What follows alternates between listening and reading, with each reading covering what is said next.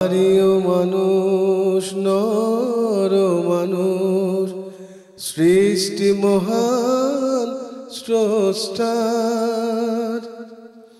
কর্মগুণে আমরা মানুষ নেই তো কোনো অহংকার।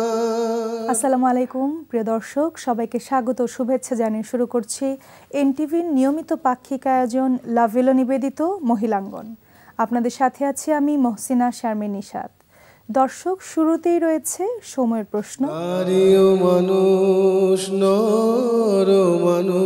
আর সময়ের প্রশ্নের জবাব দিচ্ছেন ডক্টর নাসিমা হাসান, বিশিষ্ট শিক্ষাবিদ। আসসালামু আলাইকুম ওয়া রাহমাতুল্লাহ। আপা, সময়ের প্রশ্নে আমরা বিভিন্ন প্রেক্ষাপট থেকে সমসাময়িক বিভিন্ন প্রশ্নের উত্তরগুলো আপনার মাধ্যমে দর্শকদের জানাবার চেষ্টা করব ইনশাআল্লাহ। তো প্রথমেই জানতে চাই, আমাদের সকলের যে জীবন বিধান পবিত্র কুরআন শরীফ, এই কুরআন শরীফ সকলেই পড়ে থাকি আমরা মুসলিমরা, কিন্তু অনুধাবন করে বুঝে পড়ার উপায় আসলে কি কি হতে পারে? আসলে এখানে অনেকগুলো উপায় থাকবে, এটা নিয়ে অনেক রকম আলোচনা হয়েছে। আমি ছোট্ট করে আসলে, যেহেতু এটা সময়ের প্রশ্ন, আমরা ছোট ছোট উত্তর দেই, সেখানে চেষ্টা করছি ইনশাআল্লাহ ছোট করে কিছু বলতে, যেটা আমরা আসলে খেয়াল করতে পারবো প্রতিদিন কোরআন পড়ার সময়। প্রথমত হলো এটা ভাবা যে আল্লাহ তাআলা তিনি আমার ঘাড়ের রগের অনেক নিকটে আছেন, তার মানে আমার এত নিকটে, এবং এই কোরআনটা কি ওনার ভাষণ, উনি কিন্তু কথা বলছেন আমার সাথে। এই অনুভূতিটা অবশ্যই জোরালোভাবে থাকতে হবে, জাগ্রত থাকতে হবে কোরআন পড়ার সময়। কাজে কেউ যদি যখন কোরআন পড়ছে এবং ভাবছে যে উনি আমার একদমই ঘাড়ের কাছে, রগেরও অনেক নিকটে, এবং দ্বিতীয়ত উনি কিন্তু কথা বলছেন, এটা নানান সময়ের নানান ভাষণ।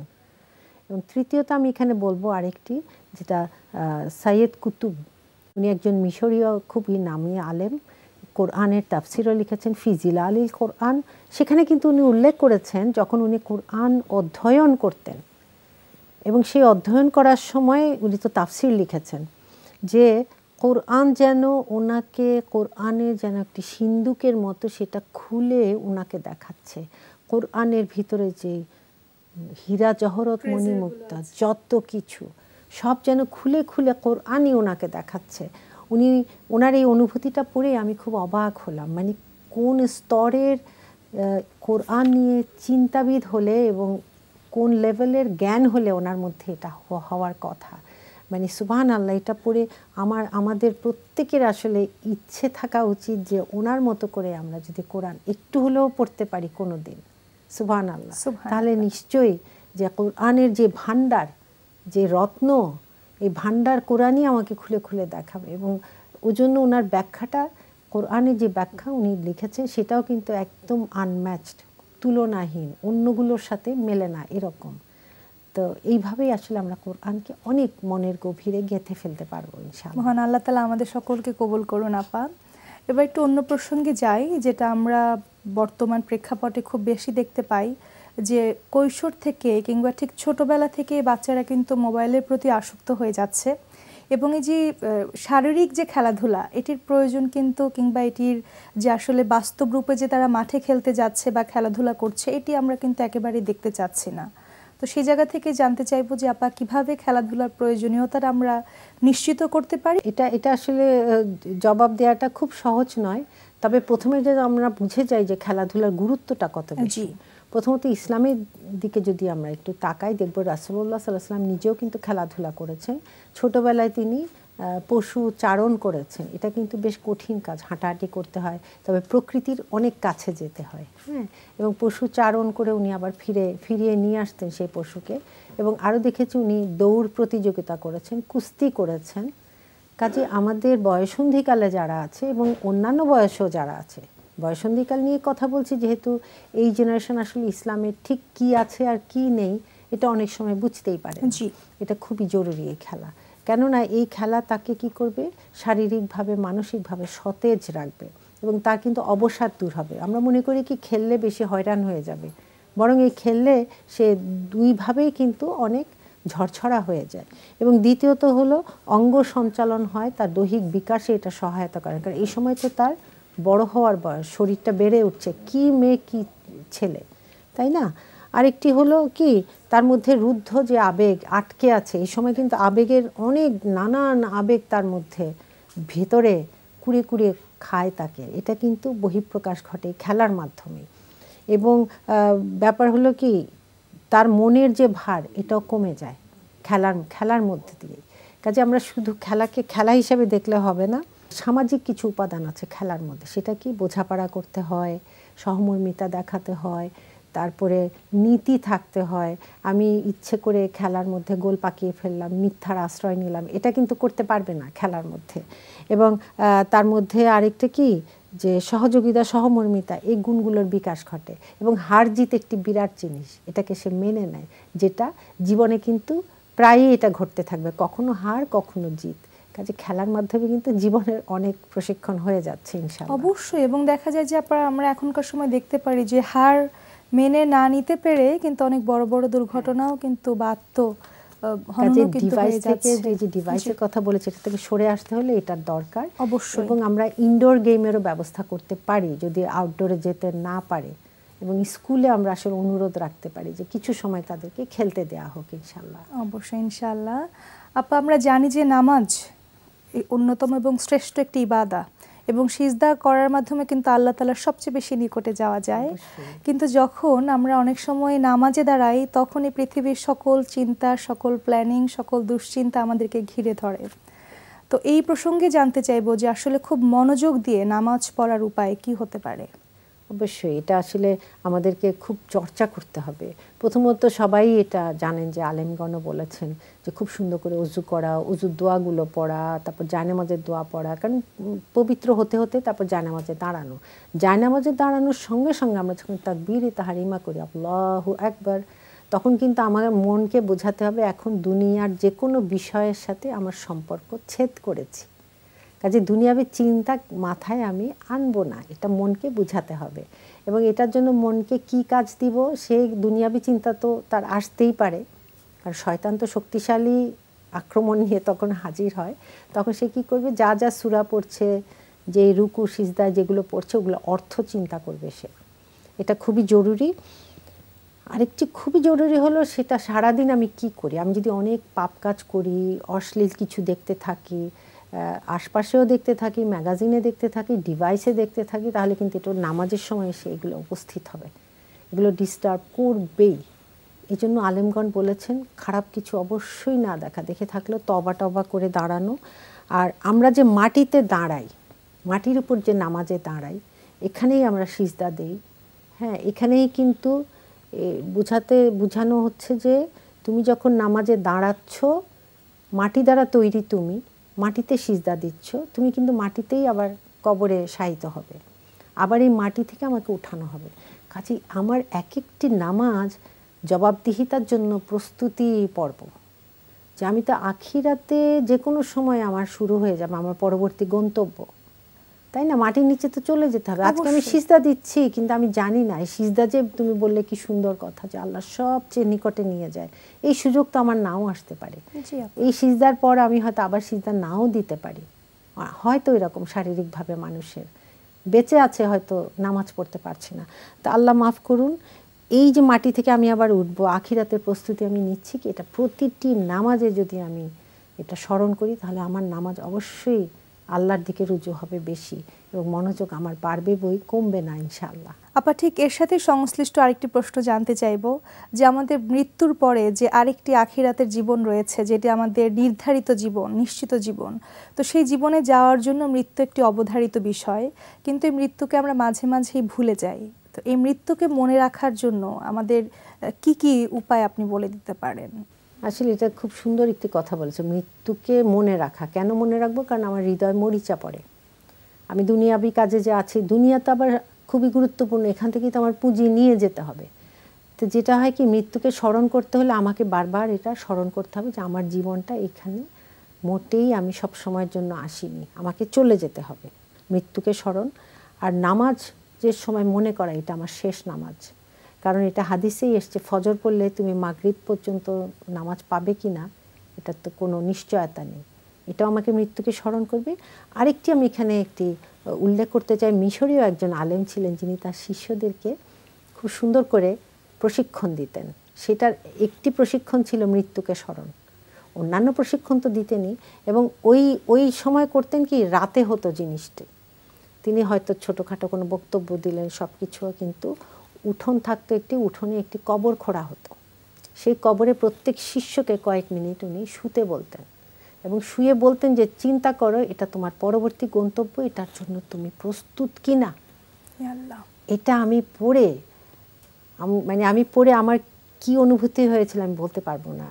কয়েকটি অনুষ্ঠানে এটা আমি বলেছি এবং আমি যখনই বলতে যাই আমার চোখে এটা চলে আসে যে সত্যি সত্যি যদি কবরে জীবিত একটি মানুষকে শোয়ানো হয়, অবশ্যই তার মনটা শুধু মৃত্যুকে স্মরণ নয়, তার জবাবদিহিতা সব কিছু তার চোখে তখন ভাসতে থাকবে যে আল্লাহর কাছে আমি কি নিয়ে যাচ্ছি। সুবহানাল্লাহ। এই ধরনের অনুভূতি আল্লাহ আমাদের সবাইকে দিন এবং আমরা যাতে এভাবে চিন্তা করতে পারি, এই প্রস্তুতি যাতে নিতে পারি পরবর্তীর জন্য, আমাদের যে পরবর্তী গন্তব্য।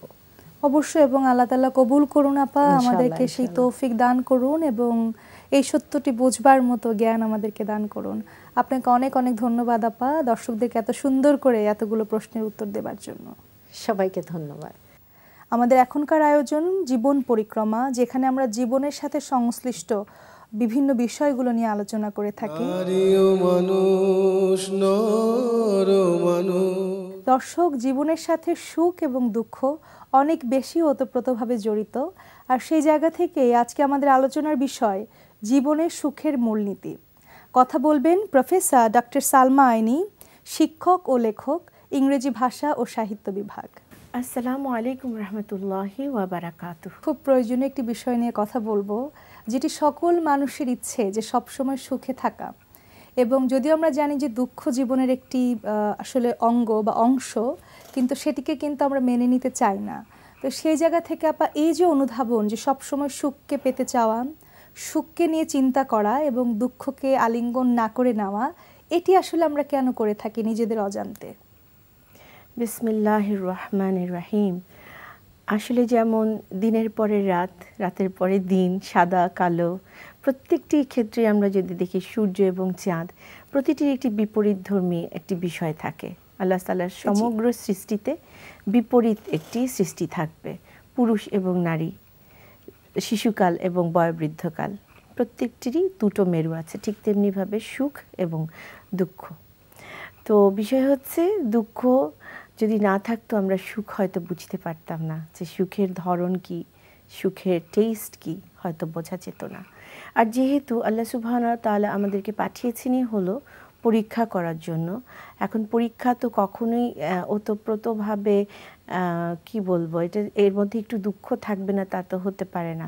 আমরা জীবনের যে কোনো ফর এক্সাম্পল একটি যদি পরীক্ষা দিতে যাই, আমরা যে পরীক্ষার হলে পরীক্ষা দিতে যাই, তখনও কিন্তু আমাদের একটি অসুখ বিদ্যমান থাকে, একটু নার্ভাসনেস কাজ করে। আমি কতটুকু পড়েছি, কতটুকু ডেলিভারি দিতে পারবো, অনেক বিষয় আমাদের প্রশ্ন থাকে। তো সেটিও একটি দুঃখবোধ, একটি আশঙ্কা। তো সেই কারণেই সুখ এবং দুঃখ দুটি দিকে আমাদের মধ্যে থাকবে, এটি বিদ্যমান।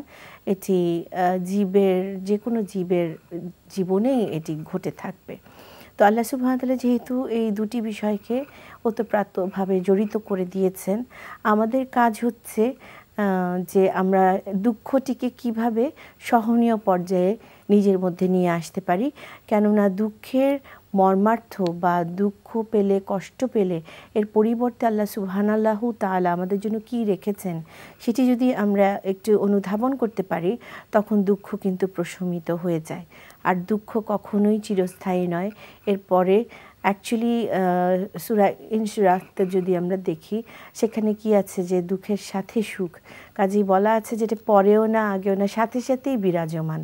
সেই কারণেই আমাদের যেটি হয় যে আমরা মনে করি যে এই দুঃখ বোধহয় চিরস্থায়ী, এটি বোধহয় আর যাবে না, এই কারণে আমরা দুঃখকে অ্যাভয়েড করতে চাই, রাদার দ্যান যে আমি দুঃখকে কিভাবে হ্যান্ডেল করব সেদিকে না তাকিয়ে আমরা ওটিকে হাইলাইট করার ফলে আমরা দুঃখ পেতে চাই না, বা দুঃখের সময় আমরা একটু ভীত বিহ্বল হয়ে পড়ি। অবশ্যই আপা, হাদিস শরীফে আছে যে তোমরা সকালে যখন কিছু করবে সন্ধ্যার আশা করবে না, এবং সন্ধ্যায় কিছু করলে সকালের আশা করবে না। তার মানে আসলে আমাদের সকলকে বর্তমানে থাকতে বলছে এবং বর্তমানকে সুন্দর করতে বলছে, তো এই যে বর্তমানের এত গুরুত্ব, এটি আসলে সুখের মূলনীতি হিসেবে কতটুকু প্রয়োজনীয়তা আপনি বোধ করেন? এটি অনেক প্রয়োজনীয়তা, বিকজ যেটি অতীত হয়ে গিয়েছে সেটিকে আমি কখনোই ফিরিয়ে আনতে পারবো না, আর যেটি ভবিষ্যতে আছে সেটি আমার অজানা।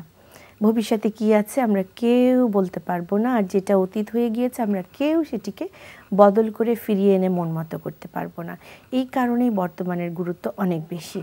আর ইসলামিক দৃষ্টিকোণ থেকে মানে বর্তমানের বিষয়টি কেমন, যে আমি এই মুহূর্তে আছি, পর মুহূর্ত যেহেতু জানি না কী হবে, পর মুহূর্তে আমি নাও থাকতে পারি। তো আমি যদি নাই থাকি তখন আমার দুঃখ আর সুখের ব্যাপারটিও অন্যরকম একটি রূপ নেবে। সেই ক্ষেত্রে বর্তমানে যদি আমি সুখের অনুপান খুঁজে নিতে পারি, এবং সুখের অনুপান কিভাবে খুঁজে নেব, যে আল্লাহ সুবহানাহু ওয়া তাআলার পথে থাকা, তিনি যেই পথে আমাদের সিরাতুল মুস্তাকিমে থাকতে বলেছেন, আমরা সেভাবে নিজের জীবনকে পরিচালিত করা, তিনি আরও যা যা প্রিসক্রাইব করেছেন আমাদের জন্য, সেগুলোকে মেনে নিতে পারলে দেখা যাবে যে আমি বর্তমানে অনেক বেশি শক্ত ভিত্তি তৈরি করছি। কারণ বর্তমানের ভিত্তির উপরেই কিন্তু আমার আবার ভবিষ্যতের একটি রচনা তৈরি হতে পারে, রচিত হতে পারে আমার ভবিষ্যৎ। আর এখানে আরেকটি বিষয় লক্ষণীয়, যে বর্তমান আসলে কি, সিজ দ্য ডে, আজকের দিন, আজকের দিনটি আমার কেমন কাটবে সেই দিকে যদি আমি নজর দিই, তাহলে অনেক বেশি ফোকাসড হওয়া যাবে, এবং আমার আজকের বাইরে খুব বেশি কিছু আমাকে তাড়িত করবে না। আর পেছনে পড়ে থাকা বা অতীতে পড়ে থাকা তো অত্যন্ত একটি এটাকে কী বলবো, আনপ্রোডাক্টিভ একটি অ্যাক্টিভিটি। কেননা আমি যেহেতু আগেই বলেছি, আমি পেছনে ফিরে তাকিয়ে কোনো লাভ নেই, আমি পেছন দিকে কখনোই যেতে পারবো না, আমার ঘড়ির কাঁটা কখনো পেছনে যাবে না, সামনে যাবে। সেই কারণেই বর্তমানকে ইসলাম সবচাইতে গুরুত্ব দিয়ে থাকে, বর্তমান কাল। এবং কাল হিসেবে কিন্তু বর্তমানে একমাত্র কাল, বিকজ এই যে কথা বলছি অতীত হয়ে গিয়েছে, আবার সামনে যেই কথা বলবো কি বলবো আমি জানি না। সো আমার এই মুহূর্তে কি বলছি, কি করছি, কি চিন্তা করছি, জীবনকে কিভাবে পরিচালিত করছি, সেটির উপরেই নির্ভর করবে আমার সুখের ভিত্তি। এই জন্যই ইসলামে বর্তমানকে এতটা গুরুত্ব দেওয়া হয়েছে।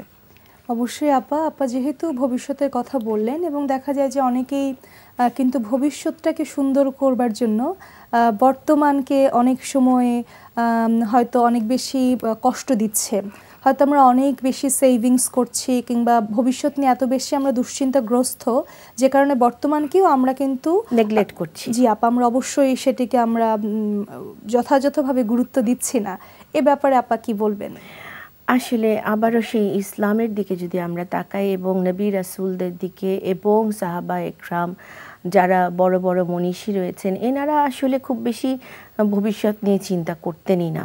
ওনারা বর্তমানে থাকতেন, এবং ওনাদের জীবনযাপন ছিল অত্যন্ত সহজ এবং সরল, যার ফলে ওনাদের ওই অ্যাকুমুলেশনেরও কোনো চিন্তাভাবনা থাকতো না। আপনি যেটি বললেন যে এখন অনেক বেশি সঞ্চয় করা, কিভাবে ভবিষ্যৎ কাটবে সেটি চিন্তা করে, বর্তমানকে নেগলেক্ট করে, বর্তমানের উপর নিজের উপর অনেক বেশি চাপ নিয়ে, যে আমি এখন আয় করতে পারছি, আরও বেশি করে নিই, সামনের দিনে কি হবে আমি জানি না। এটি আসলে খুবই আমরা আসলে খুব মানে মানুষ হিসেবেই এটি আমাদের একটি কি বলবো, একটি অপ্রতুলতা। কিন্তু যদি আমরা চিন্তা করতাম যে যেহেতু ভবিষ্যৎ এক্সিস্ট করে না, আমি জানি না আমি কতক্ষণ আছি, এবং আমার যদি সারাদিনের, যেটি বড় বড় মনীষীরা আসলে কি করতেন, ওনাদের দিনের যেটুকু প্রয়োজন সেই প্রয়োজনটুকু মিটে গেলে ওনারা আল্লাহ তাআলার দিকেই তাকিয়ে থাকতেন। কেননা আল্লাহ তাআলার সাথে কথা বলার জন্য সময় দরকার, আল্লাহ তাআলাকে বোঝার জন্য, তাকে ভালোবাসার জন্য, নবী সাল্লাল্লাহু আলাইহি ওয়াসাল্লামকে বোঝার জন্য, তাকে ভালোবাসার জন্য, ডুজ ডোন্টসগুলো মেনে চলার জন্য, সব কিছুর জন্য কি প্রয়োজন, জ্ঞান, এবং সেই জ্ঞানকে কাজে লাগানো। তো যদি আমরা সেই কাজটি না করি, তাহলে তো ডেফিনেটলি যেটি হচ্ছে যে আমি সঞ্চয়, দুশ্চিন্তা, যত বেশি সঞ্চয় চিন্তা তত বেশি আয়ের চিন্তা, তত বেশি দুশ্চিন্তা, কিভাবে কি করব, হারাম হালাল, তখন দেখা যায় ওটিও আমাদের কাছে অন্যরকম একটি রূপ নেয়। কিন্তু যদি আমি হালাল পন্থায় যাই, তাহলে দেখা যাবে বরকত, রহমত সব বেড়ে যাচ্ছে, এবং আমার দুশ্চিন্তাও কমে আসছে। জি আপা, এবার একটু অন্য প্রসঙ্গে যাই, সেটা হচ্ছে সুখ বা দুঃখ, এই অনুধাবনটি একেবারে নিজের। জি। কিন্তু সমালোচনা যেটি আসলে অন্য মানুষ করে থাকেন, কিংবা আমাদের অনেক সময় অনেক এক্সপেকটেশন থাকে যেটা অন্য মানুষের প্রতি থেকে থাকে, এই দুটি বিষয়ে নিজের সুখকে আসলে ব্যাহত করে কিনা, এবং যদি করে থাকে সেখান থেকে আসলে বের হয়ে আসার উপায় কি? অনেক বেশি ব্যাহত করে এই কারণে যে আমি যদি অন্য কি পেলো না পেলে এটি নিয়ে সর্বদা ব্যস্ত থাকি, তাহলে কিন্তু আমি কি পেলাম সেটি আমি আর চোখে দেখতে পাচ্ছি না, তখন কি হবে যে কেউ সমালোচনা করলো আমি ঘাবড়ে গেলাম, কেউ আমাকে নিয়ে কটু কথা বললো আমি ঘাবড়ে গেলাম, ওটা নিয়ে চিন্তা করতে করতে আমার দিন কেটে গেল। কিন্তু আমি যদি সেটিকে কর্ণপাত না করে যদি সেই সমালোচনা আমার জন্য গঠনমূলক সমালোচনা হয়, তাহলে সেটিকে পুঁজি করে নিয়ে আমি আমাকে আরও বেশি উন্নত করতে চেষ্টা করতে পারি। আর যদি সেটি হয় যে কেউ আমাকে নিয়ে অনর্থক সমালোচনা করেছে, আমাকে নিয়ে গীবত করেছে, তাহলে তো আমি আরও বেশি খুশি হয়ে যেতে পারি যে আমার সমস্ত গুনাহ তার দিকে চলে যাচ্ছে। এগুলো তো আল্লাহ তাআলা প্রতিশ্রুতি দিয়েছেন যে তুমি কারোর গীবত করো না। তাহলে যিনি যেই ভুলটি করবেন তিনি কিন্তু সেটির মধ্যে জড়িত হয়ে যাবেন। ওয়ারাস আমি যদি নিজেকে এগুলো থেকে উঠিয়ে ফেলতে পারি, যেমন কি আমরা যদি পথ চলতে যাই, একটা ঝড় শুরু হয়, আমার গায়ে ধুলোবালি পড়বে না? পড়বে তো। তখন সেই ধুলোবালি আবার একটু ঝাড়া দিলে কি হচ্ছে? পড়ে যাচ্ছে, মাটিতে পড়ে যাচ্ছে। ঠিক তেমনিভাবে যদি প্রতিদিন একটু একটু করে অভ্যেস করা যায় যে কেউ আমাকে তুচ্ছ করার জন্য, আমাকে কষ্ট দেওয়ার জন্য কিছু বলল, করলো, আমাকে বিপদে ফেললো, আমি এটি থেকে যদি দৃঢ়তার সাথে উঠে দাঁড়াতে পারি এবং আমার লক্ষ্য স্থির করে লক্ষ্যের দিকে আমি এগিয়ে যেতে পারি, তাহলে কিন্তু আসলে এই যে সমালোচনা, এই যে আমাকে কষ্ট দিল, কিছুদিন পরে ওটা অভ্যেসে পরিণত হবে যে আমার গায়ে কিছুই লাগছে না, আমি আর কষ্ট পাচ্ছি না। আর হলো যে আল্লাহ তাআলা যেহেতু ভালো কাজের পুরস্কার দেবেন প্রতিশ্রুতি দিয়েছেন, তাহলে আমার শুধুমাত্র ভালো কাজ করাই তো কাজ, আর তো কোনো কাজ নেই। প্রতিটি ক্ষেত্রে আল্লাহ সুবহানাহু ওয়া তাআলাকে মনে রেখে আমি ঈমান এবং আমলের সাথে যদি আমার বর্তমানকে চালিত করতে পারি, তাহলে দেখা যাবে যে অন্যান্য দুশ্চিন্তা বা ঘাবড়ে যাওয়ার ব্যাপারটি অনেকটা আমার আয়ত্তে চলে আসবে, সহনীয় হয়ে উঠবে। অবশ্যই। এবং আমাদের জন্য মহান আল্লাহ তাআলা যে উদাহরণগুলো পাঠিয়েছেন, নবী রাসূল বিভিন্ন সময় পাঠিয়েছেন, সকলকেই কিন্তু আবার সুখের সাথে দুঃখ দিয়েছেন, অনেক পরীক্ষা করে দিয়েছেন, অনেক সমালোচনার মধ্যে ফেলেছেন। সেখান থেকে আমরা অবশ্যই শিক্ষা নিব। মহান আল্লাহ তাআলা আমাদের কবুল করুন এবং সেই তৌফিক দান করুন। আপনাকে অনেক ধন্যবাদ আপা, এত সুন্দর করে দর্শকদেরকে আসলে এতগুলো প্রশ্নের উত্তর দেওয়ার জন্য। আলহামদুলিল্লাহ রাব্বিল আলামিন। প্রিয় দর্শক, আমরা অনুষ্ঠানের একেবারেই শেষ পর্যায়ে চলে এসেছি। মহান আল্লাহ তাআলা আমাদেরকে সুখী করুন এবং পাশাপাশি দুঃখকে আলিঙ্গন করবার তৌফিক দান করুন, সেই সময় আমাদের ধৈর্য ধারণ করার তৌফিক দান করুন।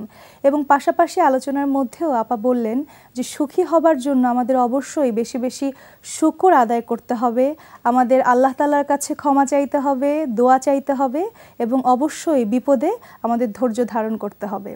প্রিয় দর্শক, আপনারা লাভেলো নিবেদিত মহিলাঙ্গন দেখতে চাইলে পৃথিবীর যে কোনো প্রান্ত থেকে ভিজিট করতে পারেন এনটিভির ওয়েবসাইটে www.ntvbd.com। এছাড়াও আপনারা ভিজিট করতে পারেন এনটিভির ফেসবুক পেজ এবং ইউটিউব চ্যানেলটিও।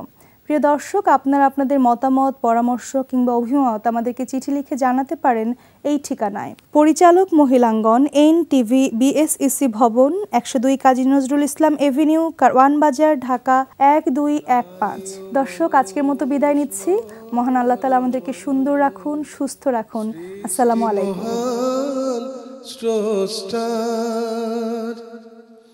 কর্মগুণে আমরা মানুষ নেই